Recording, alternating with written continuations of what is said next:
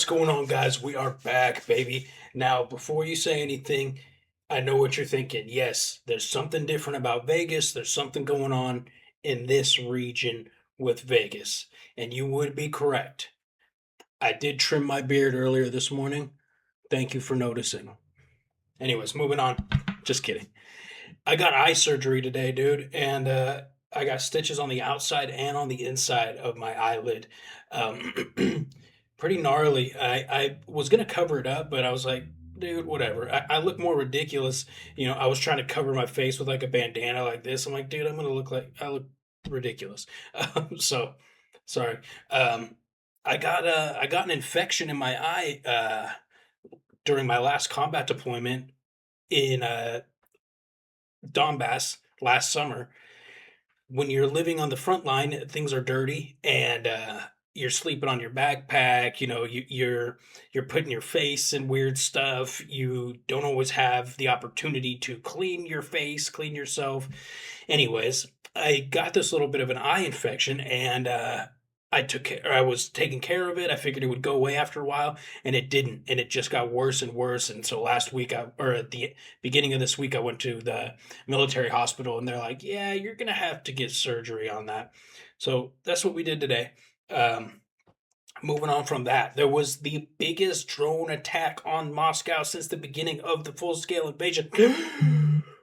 Happened last night, man. This is a Preston Stewart video. If you haven't already seen it, going viral, it's actually this. It's not this exact shot, but up here, the top of this mushroom cloud is the circular part of a fuel silo, and it blew up in the air, and it looks like a flying saucer. Flying saucer, excuse me. But I have not read into this attack very much, so I'm excited to watch this. Let's. But before we do, sorry, a little more housekeeping. We've got our ORC SHASHLIK Barbecued Orc T-shirt. Great time to get one on. While this is all in the media, in the news, just add injury to insult and then walk around town in your barbecued orc T-shirt. Anyways, thank you for everybody who's already picked one up. Really, really cool, man. We got till the end of the month, so what, another week or so, if you want to grab one. Also, this is new to this channel. What I'm about to say. I have a ton of videos on this channel, like over 1,000, and I have a lot of videos that basically were flagged from the past because I didn't censor them, I didn't edit them because I didn't know how at the time. And instead of getting rid of these videos that were flagged by YouTube, I've moved them all into a members only playlist for any and all members of the paid members, excuse me, of the YouTube channel. There's nothing, none of like the medical content or anything like that is paywalled. This is just extra unedited footage if you want, and you're a member. If you want to become a member, we'll have a massive archive of all my old reaction videos. And I say old, I'm talking about like 3 to 6 months ago. So if you want, check that out. Appreciate all the love and support there. Again, sorry you got to put up with my eyeball. That was a 5-minute intro, and you had to stare at this thing. Let's jump into it. Preston Stewart, follow him, subscribe. He's the GOAT. Let's go. So right now, Moscow is on fire following one of the largest Ukrainian drone attacks on the Russian capital since the start of the war. And these videos coming out led one Russian reporter to ask the risky question, quote, "Is everything really going according to plan?" I mean, I can answer that. No, it's not at all. A daylight raid with hundreds of drones striking a target in Moscow that was already struck by Ukrainian drones just 48 hours ago? No. Everything is not going according to plan. But before diving into the details here, let's set the scene, because we have unlimited footage at this point coming out of these strikes. What I'm showing right here is a short clip from earlier today. That is a Ukrainian drone flying over Moscow in broad daylight, anti-aircraft fire going off in the background while the refinery burns. Early in the clip, a Russian surface-to-air missile misses the drone. Shortly thereafter, a second interceptor is launched from right in the middle of the target area. The drone circles around and impacts inside of the refinery. In fact, this is even better with the sound on without me babbling in the background. So here we go.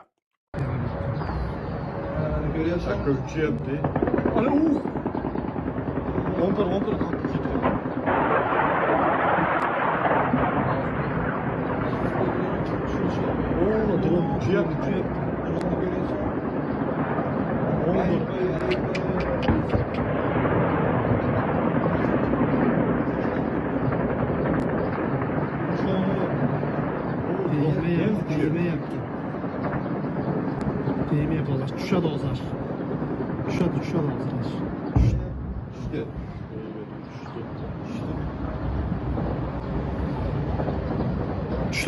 Düştü ona.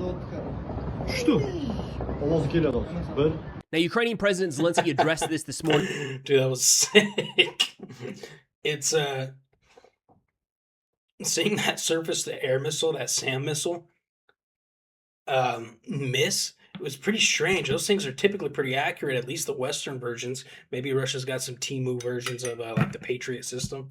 Saying, quote, "Tonight, our long-range sanctions once again hit the Moscow region. For the second time in a week, the Moscow oil refinery was targeted. This is a fully justified response to Russian attacks on our cities and communities. It's time to end this war, and Russia must take the necessary steps in diplomacy." The Ukrainian Unmanned Systems Forces said the Moscow oil refinery is one of the 10 largest oil refining There it is. That's, of course, I'm in the way. That's what I was talking about. The top of that silo blasted off like a bottle cap. Looks like there's a UFO over Moscow. enterprises in Russia. Its installed capacity is 11 million tons of oil per year. The enterprise produces fuel and other petroleum products that are used to support the Russian economy and military logistics. A couple of key takeaways here before we get into kind of the Russian cope is probably the best way to put it. Holy cow, is the pro-Russian community pissed off about this morning? We are seeing the results of these mid-range strikes. So it's been almost an air defense system a day for months on end now. That has real consequences. These are the consequences. Russia, just to hammer this home, has more targets available to the... Dude, that is insanity. It's honestly hard to believe Moscow is getting hit like this. Ukrainian drones, and they have resources to protect them. They do not have enough air defense assets for the size of the country and the range and the volume of Ukrainian drones. This attack on the Moscow refinery, the stage was set a couple days ago. When Ukraine was looking at it, they launched a number of drones. In that relatively small-scale attack, they were able to identify the best routes in, the best angles to attack these refineries, where the Russian air defense assets were, where there were gaps in their coverage. Once they had that information, still achieving effects on targets 48 hours ago, they swarmed drones, hundreds. In fact, a couple different accounts here. The Russian Ministry of Defense said 992 Ukrainian drones were launched into Russian territory overnight. Are you kidding me? Oh my 1,000 drones fired by Ukraine into Russia? Now, that's across the entirety of Russian territory. It was something like mixed numbers, but I've heard between 400 and 500 fired at Moscow. Russia does not have the ability to protect all of Russia.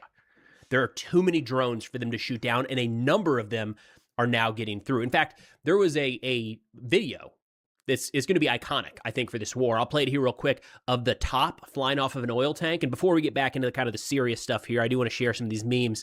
There's too many to go through. Crazy picture, right? I'll put a couple of them up here on the screen in the description, the video description.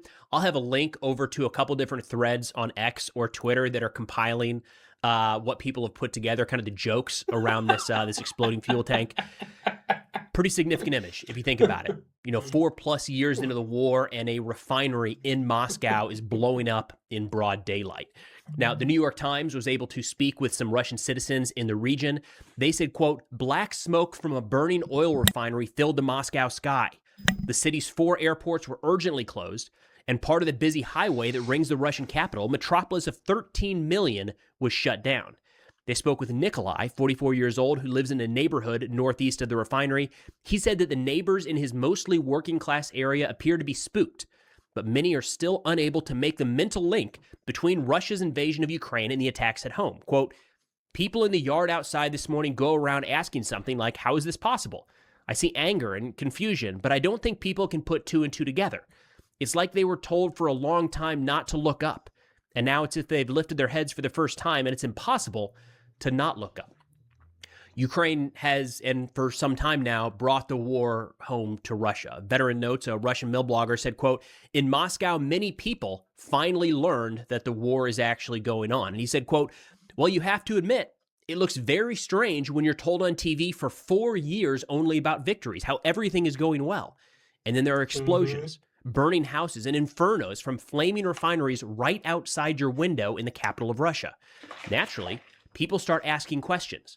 Is everything really going according to plan? Again, it's not. It is very hard. This has all happened so slowly over a period of 4 years.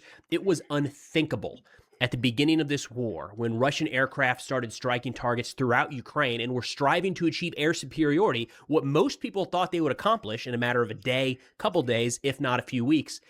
Instead, we're more than 4 years in, and there's 500 drones hammering down sensitive targets inside of the Russian capital city. Another Russian mill blogger here, Reserve Pioneer, said, quote, "A couple of years ago, they said we would cut off the gas and fuel to the Ukrainians, and winter on their end would be their end, because they would start freezing. I share this belief, considering such a course of events logical and correct. But damn it, somehow the Ukrainians managed to make the fuel collapse hit us instead." And just yesterday, we talked about a Reuters article talking about the shortage of fuel inside of Russia. For the first time I can think of, Russia, a net fuel exporter, one of the largest fuel exporters in the world, is set to import fuel this month. And we're seeing shortages pop up in a number of areas across Russia, certainly having challenges down in Crimea and the occupied territories in the south, but that is starting to creep into Russian territory as well. These refinery strikes don't help. Now, it gets complicated because how much does one refinery strike impact the domestic fuel consumption versus the export volume, and how does that impact the overall war effort? And it's not always a direct one-to-one, but the bottom line is when a major refinery, a top 10 refinery like this, goes up in smoke, to my understanding, hours later, the fires are still being put out, all right? So if nothing else, this is offline for a day, a couple days, probably going to be a while to repair all that damage. That builds. When there's already a fuel shortage and then more refineries get hit, more logistics get hit in the south, this is the type of thing that can have a snowball effect on the Russian war effort. And just to piggyback on what Preston's saying here is something I learned not too long ago, maybe a month ago, is that there are some really major components in these Russian refineries, these oil refineries, that came from Western countries. Russia bought them from Western countries, countries in the UK, countries like the US. They can't buy these components anymore. So when these things are getting taken out, they're quite literally irreplaceable. They can't buy these again from these Western countries. So they'd have to ask, maybe China has these things. Obviously, North Korea, Iran, these countries aren't going to have anything like that. China might, but that also adds to part of why this is so detrimental to Russia, because they can't just be like, okay, let's fix it with all these parts. Let's go get some more of these and we'll fix it up. And, in 6 months, it'll be good to go. No, it's, or 3 months, it'll be good to go, whatever. They can't do that. They're picking up on this inside of Russia. Again, what we try to do on this channel a lot is monitor some of the most pro-Russian accounts, the ones that want Russia to win the war, and in most cases say Russia isn't going hard enough. A lot of these channels regularly, when an attack like this happens, they turn around and say, kill more Ukrainian civilians. All right, so these are very pro-Russian accounts that are a mix of upset and maybe saddened or depressed as to what they're seeing. Fighter bomber, kind of a kind of the top Russian account when it comes to understanding air power in the Russian military, said, quote, "Well, what's there to comment on? The clouds are gathering over us in more ways than one." Then Maxim Kalishnikov, another Russian war correspondent, said, quote, he talked about the challenges that Russia is going to be facing if this continues. He talked about how there's going to be extremely unpopular measures popping up to bridge the budget gap if this continues. He says this is exactly what the Ukrainians are counting on. Drone warfare, cutting off logistics, attacks on refineries, a fuel crisis, efforts to torpedo the economy. Oh my God. All of this is part of a systematic strategy. The enemy has shifted the war to our rear. We are now probably 3-4 months into this pretty sustained Ukrainian campaign to hammer Russian logistics and their infrastructure, keeping this war afloat. Every day, every week, we're seeing additional footage of the effectiveness of these strikes. And, folks will often say, well, look, Russia just carried out a missile strike in Ukraine. Look, Russia just got drones through to Kyiv. Correct. And that has been happening since day one. So the major change here is that Ukraine is able to inflict similar, if not more, damage inside of Russia. I would argue that the Ukrainian attacks in Russia actually have a bigger impact right now. Mhm. Because the entire world, to include Ukraine and Ukrainian civilians, expect missile strikes in Kyiv. They expect drone attacks everywhere across the country. The citizens of Russia are not expecting the war to come home, and it is more so every single day. Now, I do think we're a long ways away from the people rising up and actually saying enough is enough. We're not going to fight this war anymore, and maybe pressuring Putin into some sort of negotiated settlement. But seeing refineries go up in smoke, going to the gas station and there's no fuel to fill up your car, starting to see those shortages does have some impact. And it's a net positive impact for the Ukrainian war effort than if it wasn't happening at all. So pretty significant that this is playing out. Crazy to wake up to that. Yeah, this is huge, man. And I just imagine for a second, let me go back up to my spot. Imagine for a second you live in a country that is so brainwashed by the government propaganda, right? That you've just been getting spoon-fed lies for the last 4.5 to 5 years that you are just dominating the war in Ukraine and your country is winning all the time, winning. And then literally your capital explodes. And then not just once like it was a fluke, and then it happened again and again and again. Imagine the shock from these people who have just been under the clear belief that there is no concern. Russia's just been winning. That's it. This morning. And then quick fundraiser update for you guys. I've got a thank you video just sent over this morning, a couple hours ago, from the 5th Squadron Gur Legion. We helped them pick up a number of things to include some cars just a couple months ago. We have an ongoing campaign with Car for Ukraine that'll be linked in the description and pinned comment below. But here's a quick thank you from the fighters of 5th Squadron Gur Legion. Hi, this is Rachel from Protective Volunteer, and I'm here with some of the fighters who are on the Southern Front. And we want to say a big... I know, Rachel. Just seeing if I recognize anybody. No. thank you to Preston Stewart, who helped us fundraise over $50,000 to help them with their vehicle needs, especially vehicle repairs, which they really need. And so we're just giving a shout out to you and thank you so much for everything you did. Thank you, Stewart. Thank you. Thank you very much. I don't think people realize how big of a deal. We've talked about this so much, but how big of a deal something like this is, a fundraiser like this that is getting these guys not only just a vehicle, but an up-armored vehicle. Units like this, smaller teams, literally will become combat ineffective. Like they'll no longer be going on combat operations when their one vehicle, their one infill vehicle gets blown up or damaged. That's it. They stop working in that, at least doing infilling behind enemy lines like that or into enemy territory.